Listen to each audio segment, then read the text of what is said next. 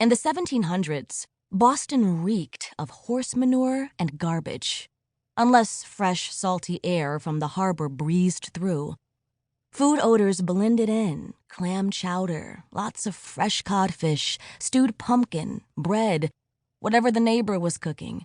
Everyone lived jammed together on crooked streets that narrowed down toward the waterfront. Something else was in the air: rebellion. Boston was getting known as the city most likely to question authority. Whose authority? The King of England, George III.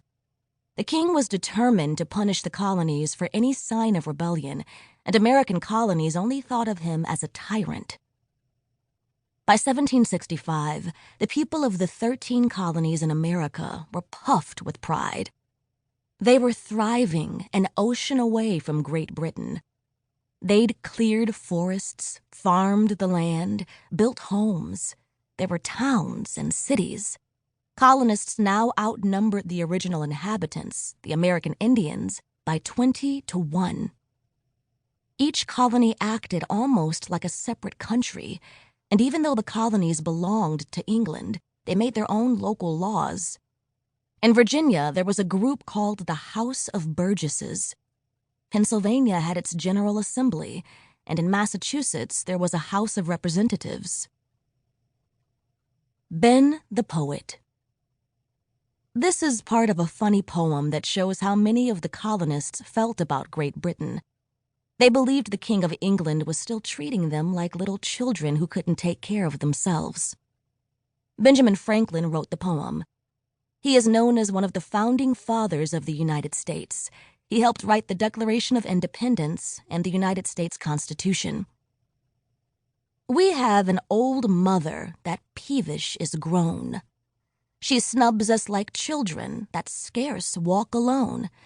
She forgets we're grown up and have sense of our own, which nobody can deny, which nobody can deny. Boston, Massachusetts was the richest shipping center in America, buzzing with energy. Half of Boston's population of 16,000 was under 16. Everyone, even children, worked hard. Boston had 3,000 houses of wood and brick, some 500 shops, and 11 churches, not to mention 100 taverns.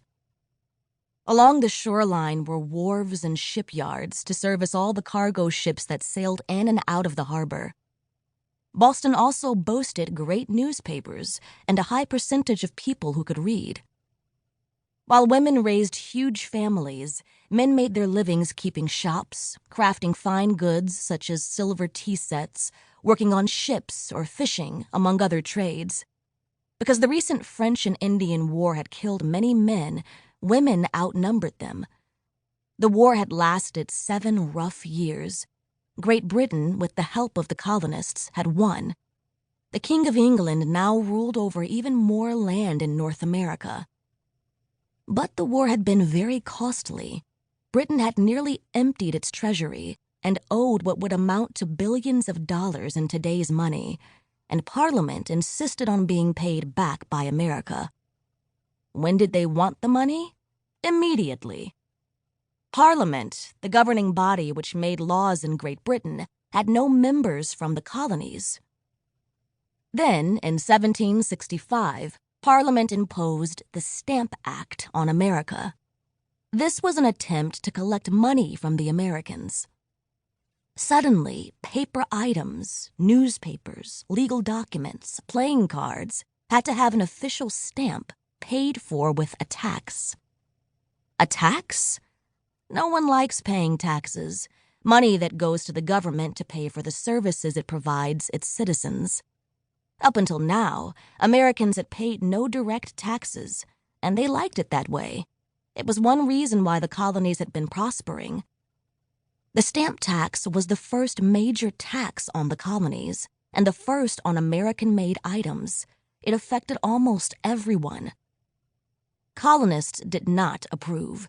They didn't have any representation or say in what the British government decided. It wasn't fair that Parliament had the power to tax them.